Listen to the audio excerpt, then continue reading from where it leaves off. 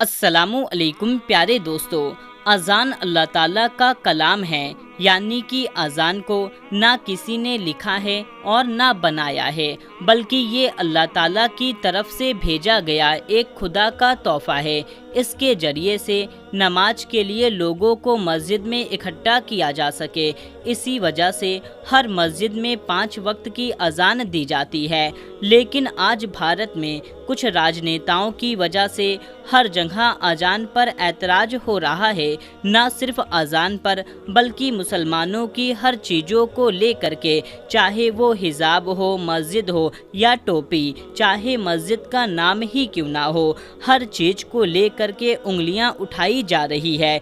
ये लोग शायद इस बात को भूल गए हैं कि जब अल्लाह ताला का अज़ाब आता है तो संभलने तक का मौका नहीं मिलता और इंसान तबाह और बर्बाद होकर रह जाता है। मेरे प्यारे दोस्तों, आज की इस वीडियो में हम आपको एक ऐसे शख्स के बारे में बताने वाले हैं जो अजान से सख्त नफरत किया करता था।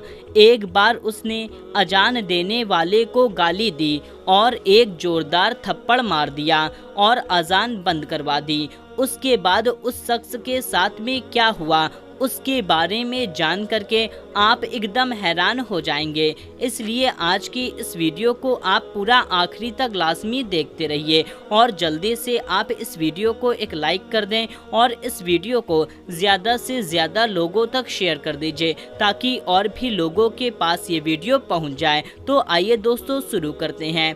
पहले ज़माने की बात है कि किसी विभाग में एक बहुत बड़ा अफसर था। एक बार किसी काम से उसका तबादला एक मुस्लिम इलाके में हो गया।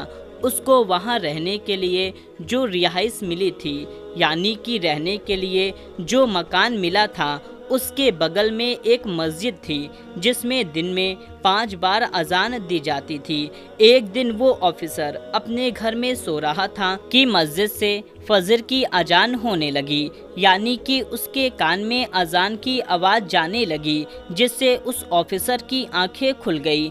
फिर उस ऑफिसर को बहुत गुस्सा आया।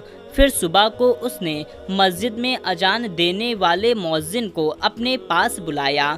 उससे कहने लगा कि कल सुबह की अजान लाउड स्पीकर में मत देना, क्योंकि मेरा घर मस्जिद के करीब में है और सुबह अजान की आवाज़ से मेरी नींद में खलल पैदा होता है, यानी कि मेरी नींद खराब हो जाती है।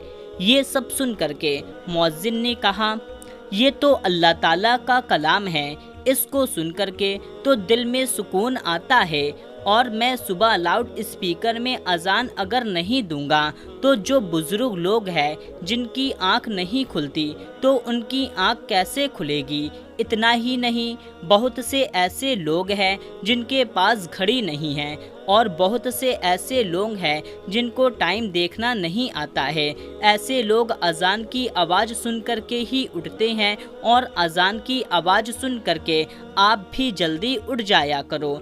इससे आपको बहुत ज़्यादा फ़ायदा होगा। सुबह सुबह आप भी जल्दी उठ करके कुछ सैर कर लिया करो, कुछ वॉकिंग कर लिया करो, कुछ एक्सरसाइज कर लिया करो। इससे आपके जिस्म का बहुत ज़्यादा फ़ायदा होगा। वो ऑफिसर मुसलमानों के बारे में तरह तरह की बातें सुनकर के उनसे बहुत नफरत किया करता था। इस मुअज्जिन की बात सुनकर वो कहने लगा, मुझे ज़्यादा समझाने की ज़रूरत मत करो। खबरदार, तुमने कल सुबह लाउड स्पीकर में अजान दिया तो बुरा होगा।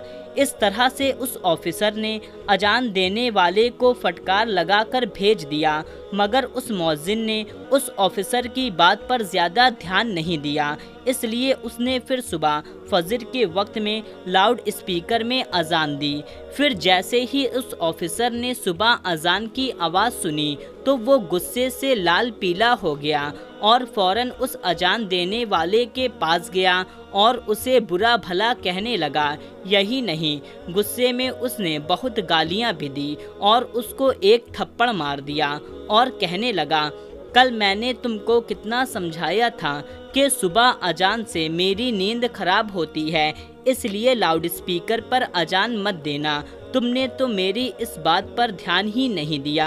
बेचारा अजान देने वाला उस ऑफिसर को क्या ही कहता, वो तो थप्पड़ खाकर रोने लगा اور دل ہی دل میں اللہ تعالیٰ سے دعا کرنے لگا کہ یا اللہ، آج اس نے تیرے اذان دینے والے بندے پر ظلم کیا ہے، تو اسے عذاب میں مبتلا کر دے، اسے ایسی سزا دے کہ اس کی عقل ٹھکانے آ جائے۔ جیسے ہی مؤذن کی آواز اللہ تعالیٰ کی بارگاہ میں پہنچی تو اللہ تعالیٰ نے دعا قبول کر لی، اور اسی دن اللہ تعالیٰ نے اس آفیسر پر عذاب نازل فرما دیا، یعنی کہ اسی رات کو اللہ تعالیٰ کی پکڑ آ گئی۔ جس دن اس نے اذان دینے والے کو تھپڑ مارا تھا، اس رات کو وہ سویا تو صبح کو اٹھ نہ سکا، کیونکہ اس کے جسم کے ایک حصے میں لقوہ مار دیا۔